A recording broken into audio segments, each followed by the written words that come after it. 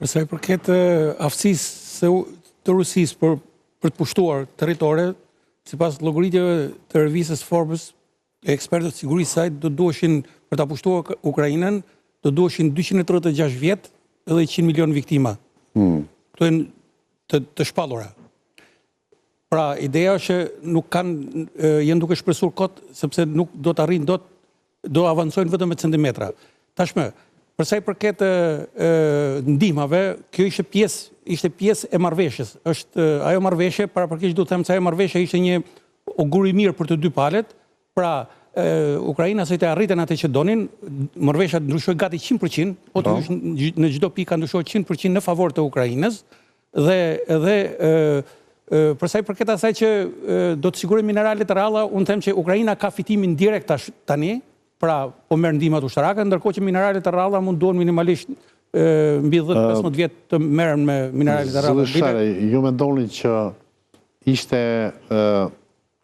është po themi loja pak e dy fishte Trumpit apo loja e dy fishte Putinit që jemi këtu, sepse në fillim duhet se patën një histori dashurie shumë të fortë Trumpi, tani ka një ftofje, dhe duket sikur të dyja palët në mënyrë indirekte akuzojnë njëri tjetrin. Jo, Putini s'ka akuzuar, po Trumpi është ai që flet më shumë, deklaron më shumë, që ka një zhgënjim, domethënë që unë t'i dash të gjitha gjërat në dorë që ti nëse ke një vullnet ta kryesh paqen sa më shpejt.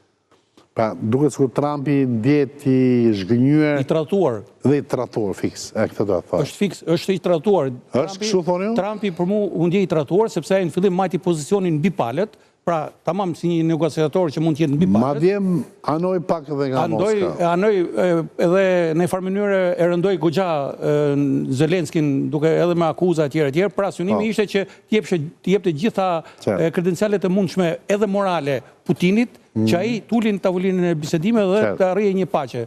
Ai nuk Putini në këtë studio kemi thënë që kështu do përfundonte, unë paktën isha i sigurt që kështu do përfundonte,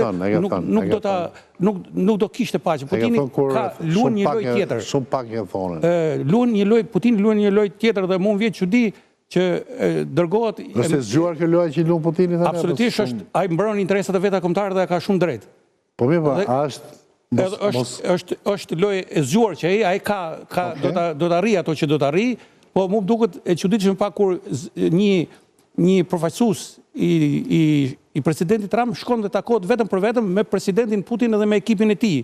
Dhe hyn me mend të vetë dhe del me mend të presidentit Putin. Ne kemi trajtuar edhe herë tjetër, domethënë.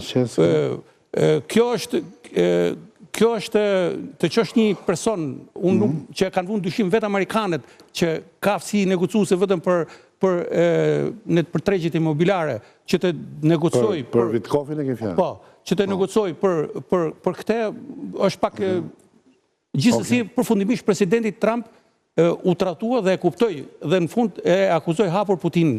Unë do të më fal, edhe diçka unë mendoj që kjo situatë po e afron Trumpin në habitatin e vetë perëndimor. Vetë Trumpi thotë që ne me njërin palë duket se jemi afruar më shumë. Pra, në këndvështrimin tim, ai po rikthehet ka aleanca perëndimore.